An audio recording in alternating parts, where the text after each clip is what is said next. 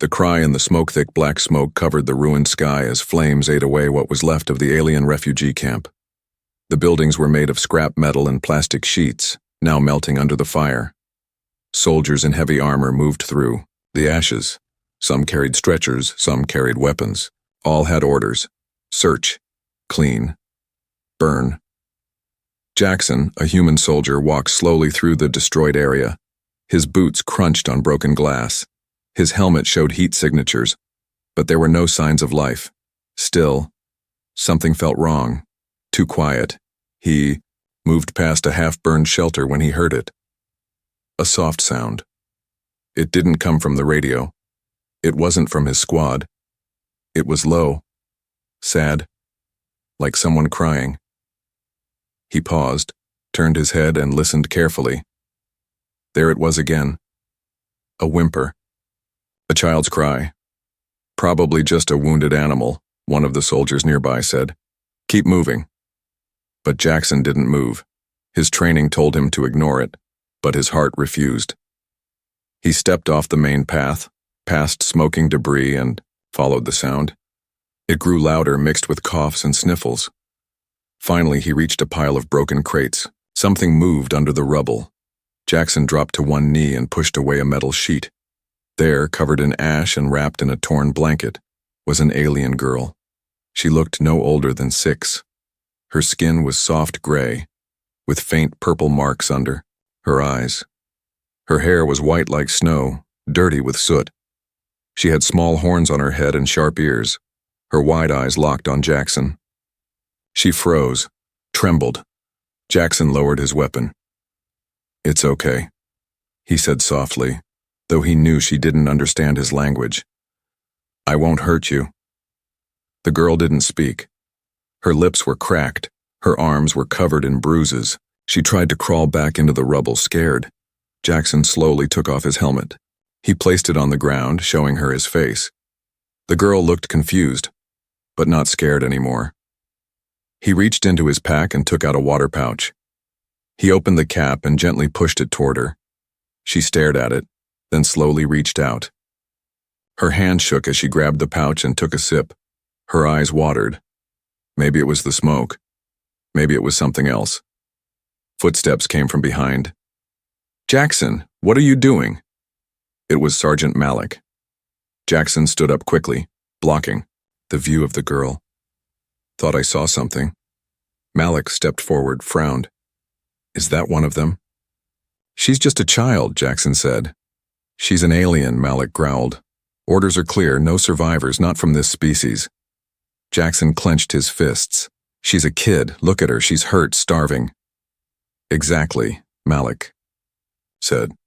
Which means she's useless. Malik raised his weapon. Before he could fire, Jackson moved fast, shoved his hand down. No, I'll take care of it.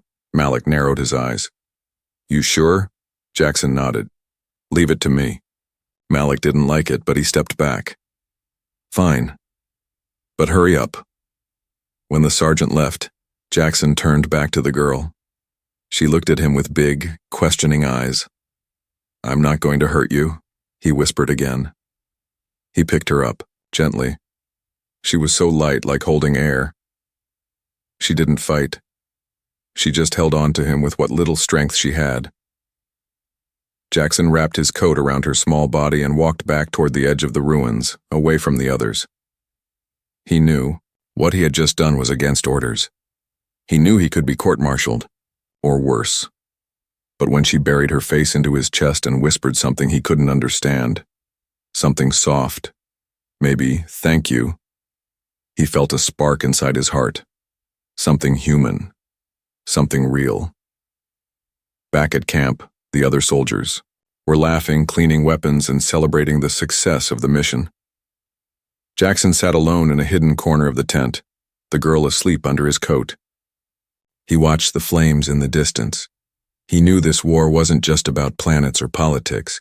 It was about what kind of man he wanted to be. And tonight, he chose not to be a killer. He chose to be a protector. Marked for death rain began to fall softly over the camp that night, but it could not wash away the smell of ash and blood. Jackson sat quietly in the dark, holding the alien girl close. Her name, he still didn't know it, but she had stopped shaking. That was enough for now. Outside his tent, voices echoed. Soldiers talking, laughing, drinking. None of them knew. He was hiding a forbidden life inside his own sleeping space. Jackson looked down. The little girl had curled into a tight ball, fast asleep. Her breathing was light, but steady. Suddenly, his wrist console blinked. New command. Message. All remnants of Zilari species to be destroyed immediately. His breath stopped for a moment. Zilari. That was her kind. Her people. The same ones they had been told were too dangerous to be left alive. The same ones the High Command had marked for extinction after the Zilari Wars. He looked at her again. Tiny, helpless, no more dangerous than a scared kitten, scared. How could anyone believe this child was a threat? A loud knock broke the silence. Private Jackson, report to debrief tent now. He quickly stood up, wrapped the girl in a thermal blanket, and slid her gently under his cot. He gave her a quick nod. She nodded back silently, understanding more than he expected. At the debrief tent, Sergeant Malik stood with a few others. You took too long earlier, Malik said with cold eyes.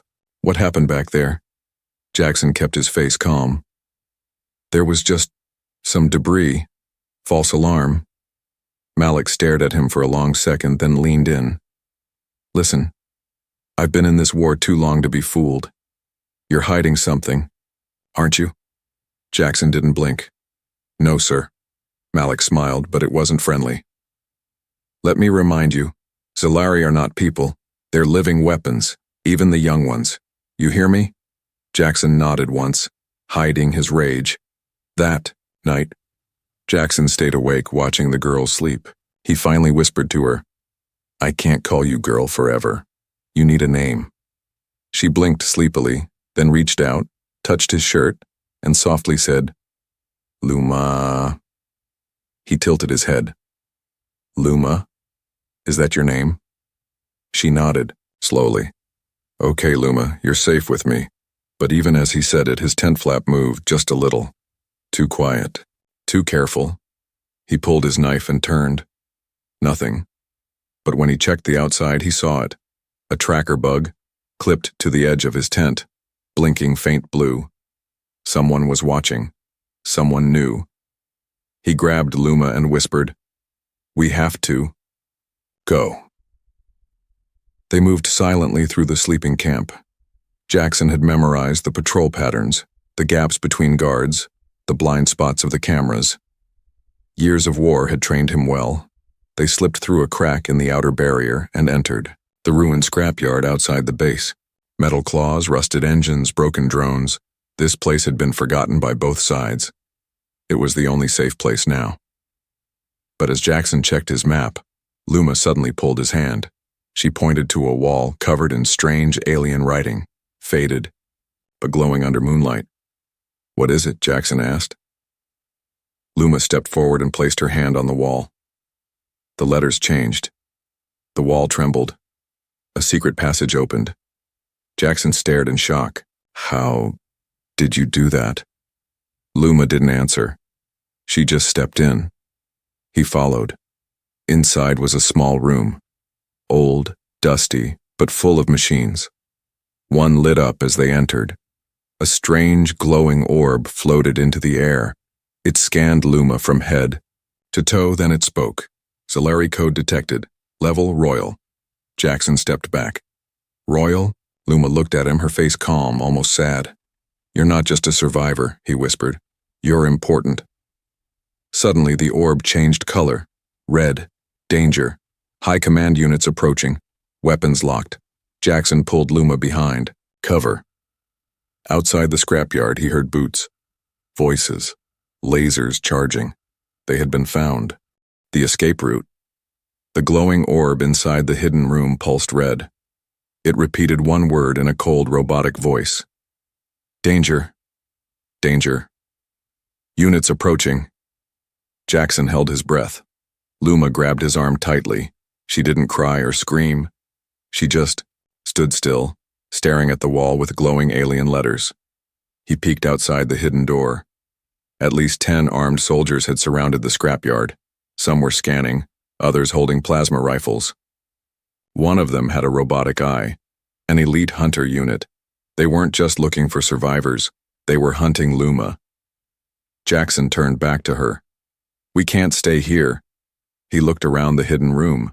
There were old tech panels, sealed lockers, and one large tunnel door on the far side. But it was locked. No power. Then Luma raised her hand again. Her fingers glowed faint blue. As she touched the panel, the door clicked. The metal creaked and slowly slid open. Jackson stared. "You can do that?" Luma looked at him. "My mother.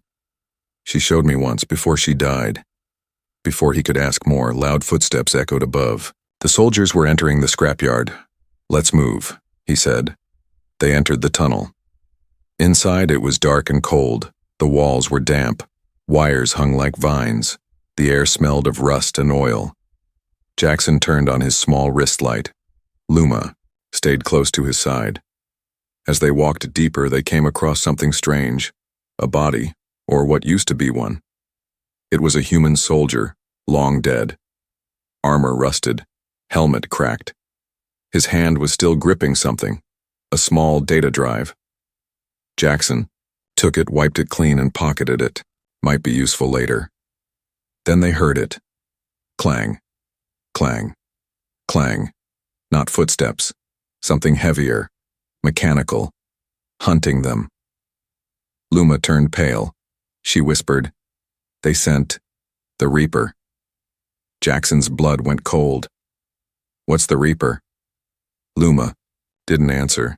She just ran ahead. They reached a junction with 3 paths. Left, right, straight. Jackson paused. "Which one?" Luma pointed to the left, but before they could move, a huge explosion shook the tunnel behind them. Debris rained down. The entrance they came through collapsed.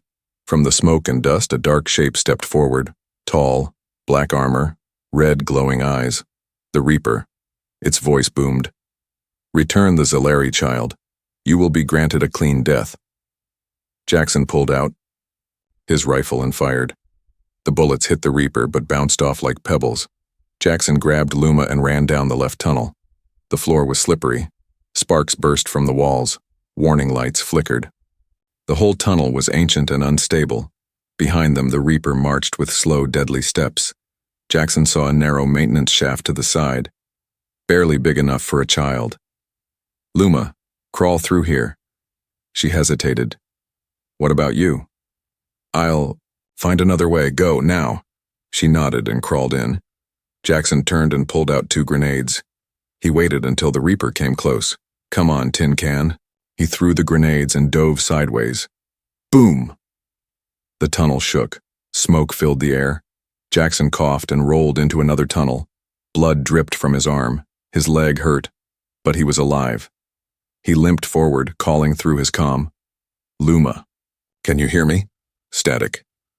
Then her tiny voice replied, I'm in another room. There's a door, with lights. Stay there, I'm coming." Jackson followed the tunnel, heart pounding. Every turn felt like a maze.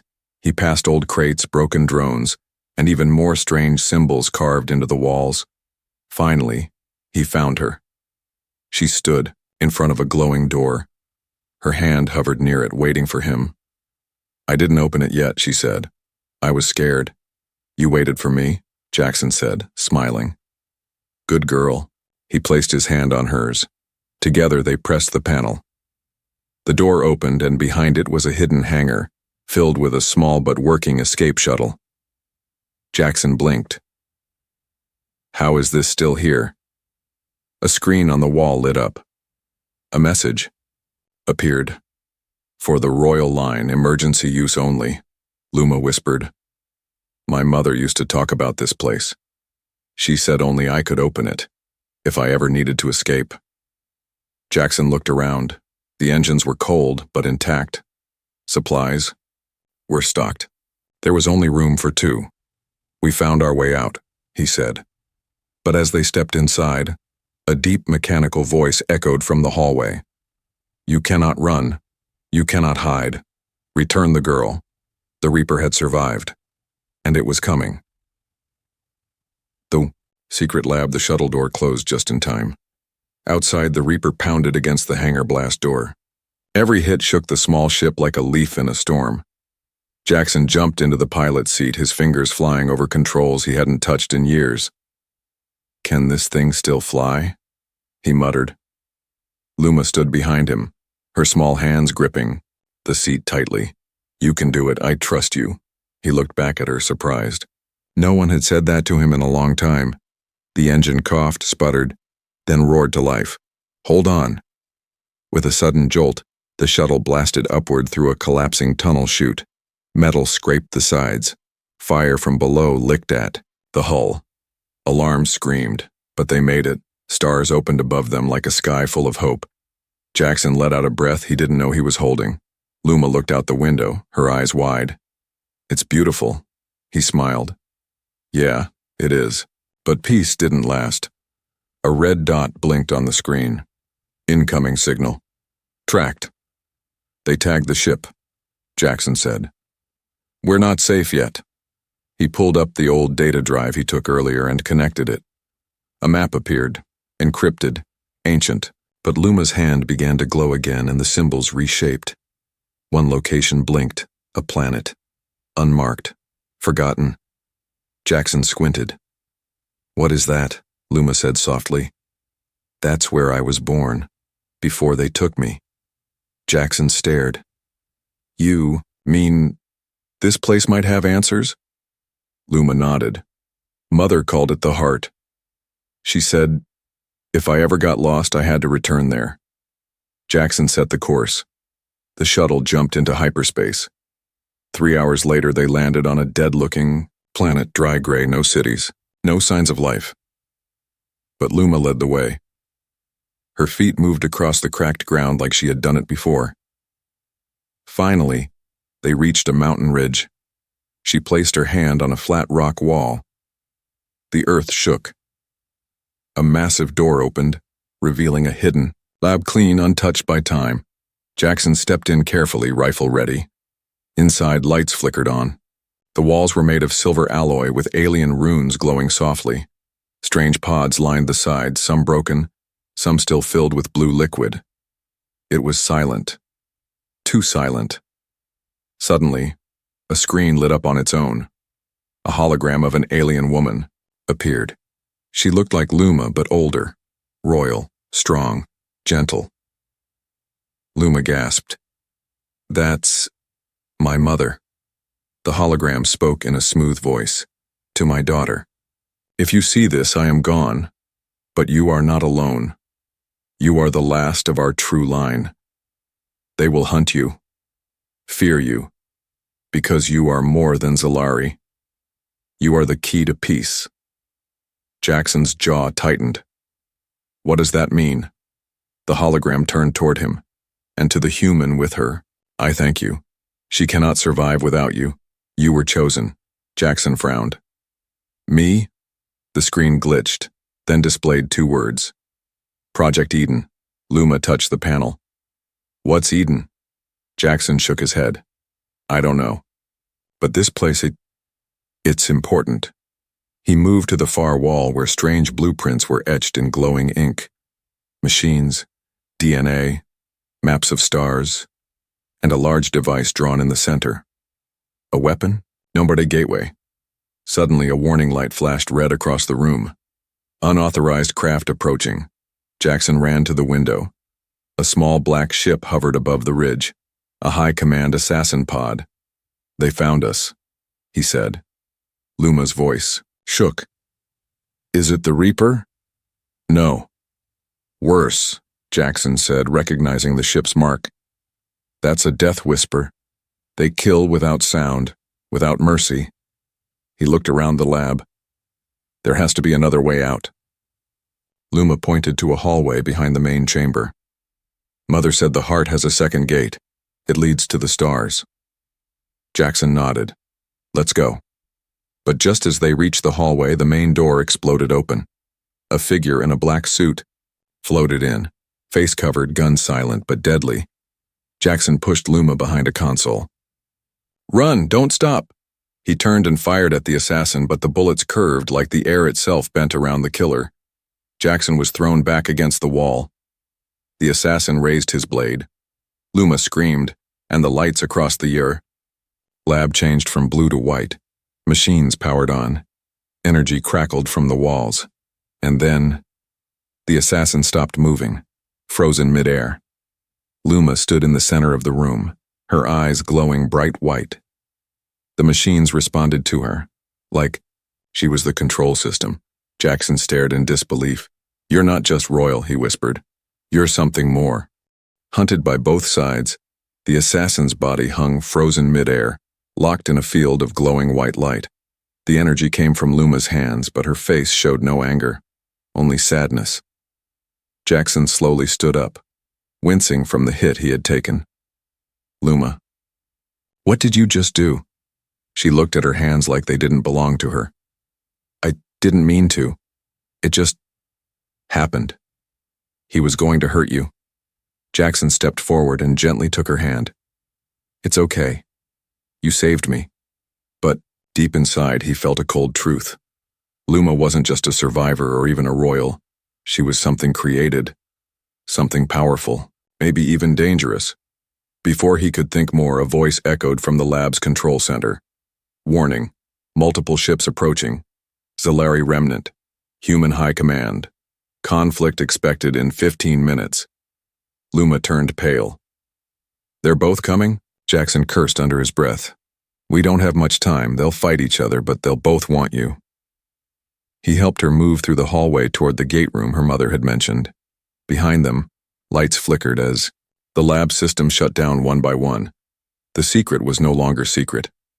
When they entered the next chamber, a round platform glowed in the center of the room. Symbols floated in the air. Luma's eyes widened. This is the Heart Gate. It leads to the place my people called Haven. Jackson checked the console nearby. Can it teleport us off this planet? Luma nodded. Yes, but only if I use my full power. It might hurt. Jackson looked her in the eye. Then we won't do it unless we have to. No escape is worth your pain. Suddenly, a new signal appeared. Someone had entered the lab from a hidden passage. Footsteps. Jackson raised his gun, ready to fire. But then a voice called out. Familiar. Cold. So this is where you've been hiding, brother. Jackson froze. In Kane? From the shadows stepped Kane, his old squad mate now dressed in dark armor. The two had once fought side by side in the war, but Kane had changed. His eyes were hard, his smile was cruel. You broke the rules, Jack, Kane said. You saved a thing that was meant to be erased. Do you even know what she is? Jackson kept the weapon aimed. I know she's alive, I know she trusted me. Kane laughed. You think that makes you a hero? Wake up. She's not a child. She's a key. To what? No one knows. Peace? War? Destruction? That kind of power doesn't belong to anyone. She's not a tool, Jackson said. She's a weapon, Jack, Kane snapped, and I'm here to bring her in. Alive if possible, dead if not. Luma stepped forward. I won't go. Kane aimed his rifle. Then you die here. Before Kane could fire, Jackson pulled the trigger. The gunfight exploded through the chamber. Blasts of plasma shot across ancient tech. Consoles sparked. The gate platform began to overload. Luma screamed, Stop, please! She raised her hands, and a wave of light knocked both men back. Kane hit the wall hard. Jackson dropped his gun, coughing. The gate began to activate. A spiral of stars formed in midair. But something was wrong. It was unstable. Overloading. Jackson grabbed Luma. We have to shut it down. Luma shook her head. It's too late. The gate pulled at the air, sucking in dust, metal, even small objects. Kane stood again, his arm was bleeding. If I can't take her, then no one can. He threw a grenade toward the gate. Jackson dove, grabbing it mid-air and hurling it away. Boom! The wall collapsed behind them, revealing a sky filled with both alien and human warships. Landing troops fast. We're out of time, Jackson said. Luma's eyes glowed again. She stepped onto the gate platform. Where are you going? Jackson shouted. She turned to him with tears in her eyes. If I go alone, maybe they'll stop chasing you. No, he said, stepping forward. We go together. He took her hand and joined her. Kane shouted, Don't do this. The light from the gate rose higher and swallowed them both. In the next instant, they vanished and the gate collapsed behind them. The final betrayal light swallowed them. There was no pain, no sound, only bright white around Jackson and Luma, like they were floating through a dream. Then, with a sudden jolt, they landed. Jackson hit the ground hard, rolling on sand. Heat filled his lungs. The air smelled like metal and salt. He sat up and looked around. They were on a strange new world. The sky was orange and 2 suns burned overhead. Wind carried dust across endless plains. In the distance, there were tall ruins, broken towers with glowing tips. Luma stood next to him, unharmed. Is this Haven? Jackson asked. Luma slowly nodded. Yes, this is where my people once lived. Long ago, before the war, they walked together through the sand, reaching a broken stone gate. Strange plants with silver leaves grew around the edges. Creatures watched from the rocks but didn't come close. It was quiet, too quiet. Inside the ruins, they found an ancient hall. At the center stood a stone table covered in crystal vines. On it lay a black box. Luma froze. That's the heart of Eden. Jackson stepped forward, cautious. Is this what the enemy wanted? Luma nodded. This box, it can heal or destroy. My mother told me only someone pure in heart can unlock it. Jackson raised an eyebrow.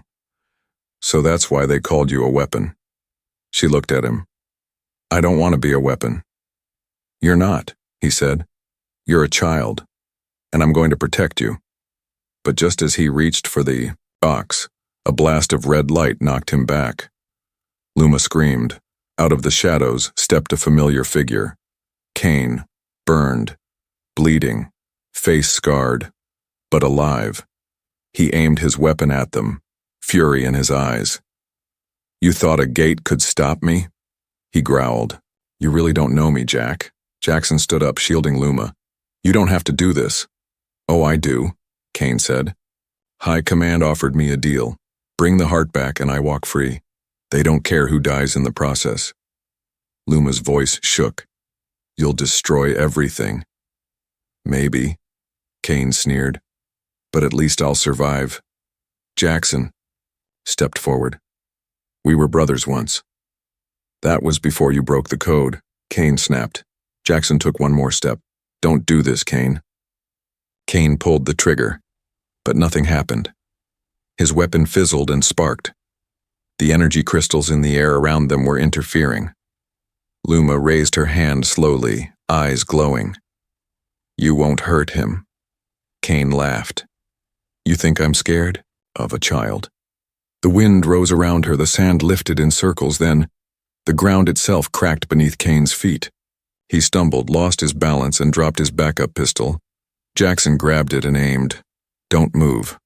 Kane froze, but his eyes still full of hate. You can't stop what's coming, he said. They'll keep hunting her. She'll never be free. Luma stepped forward. I know, she said quietly, but I still choose to live. She touched the heart of Eden. The box opened slowly. A soft light filled the ruins. Inside, it wasn't a weapon. It wasn't a bomb, it was a seed, glowing, alive. Jackson looked confused. A seed? Luma smiled. Eden wasn't about power, it was about rebirth. Suddenly, the entire ruin began to shake. The wind turned calm. The skies above softened. Vines sprouted instantly from the walls, blooming with light. The planet itself responded to the box as if it had been waiting for her. Kane looked around in shock. No, this isn't possible.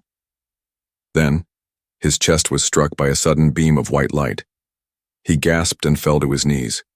Not dead, but frozen, locked in crystal. Luma looked down. He'll sleep now, until he forgets the hate. Jackson walked up beside her, breathless. You really are something else. But Luma's expression had changed, serious, distant. What's wrong? He asked. She looked up at him. You won't like this. What? I saw it. In the Eden light. You were sent to kill me. Jackson froze. No, he said.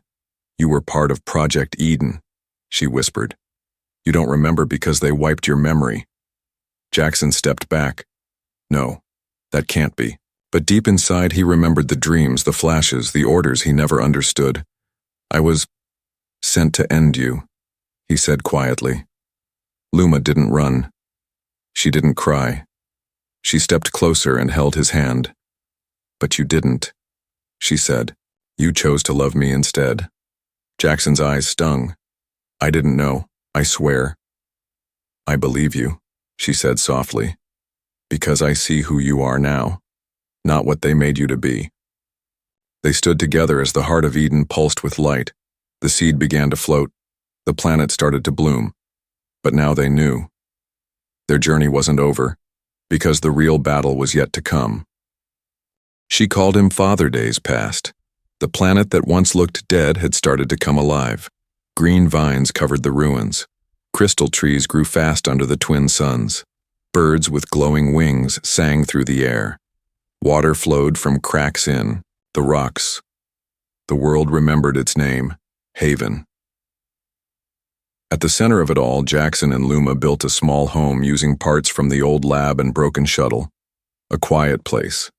A safe place. But peace wasn't simple. Every night, Jackson stared at the sky. He knew they were still being hunted. The High Command, the Zalari rebels, maybe even others who feared what Luma had become. She was no longer just a child. The heart of Eden had awakened something inside her, a deep wisdom from her mother's, bloodline and power beyond science, but Jackson never left her side. One morning, Luma placed the glowing seed from the box into the center of the garden. She looked at Jackson and asked, "Why did you stay, even after you knew the truth?" He knelt beside her. "Because I remembered something more powerful than orders." She tilted her head. "What?"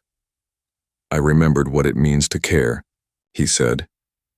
"To protect someone, not because you were told to, but because you want to." She smiled, a soft glow in her eyes. "That's what my mother said. That love is the strongest power." They sat there in silence, watching the seed grow, but far above the planet, peace was breaking. A fleet of warships had entered Haven's orbit, both human and alien. A secret message spread across channels. The Eden Key has awakened. The girl must be captured or destroyed. That night, Jackson stood on the hill, a rifle slung on his back, watching the stars. He heard footsteps. Luma walked up beside him wearing a new dress made from Haven's soft vines. Her hair glowed faintly in the moonlight. "They're coming," she said. "I know," he replied. "But they don't know this place is ready." Luma turned to him. "You don't have to fight. You could still leave." He looked at her. "And leave you?" "Never." She lowered her head, her voice quiet. "I'm afraid, Jack." He bent down and held her face gently. "I'll be with you," he said. "No matter what." She looked up, her eyes glassy. "Can I call you something?" "Anything." He said, she whispered. "Can I call you Father?" His heart broke and healed in the same moment. He nodded, his voice shaking. "Yes, you can." They embraced. That one word, Father, became stronger than any gun, any order, any past. The next morning, the first ship landed. Troops marched out. Machines whirred. Drones scanned the air. But they were not ready for what Haven had become. The ground moved like a living thing. The vines protected. The crystal trees launched beams of light. The animals, once silent, roared in defense. Luma stood in the garden, her hands glowing white, channeling the energy of the world itself.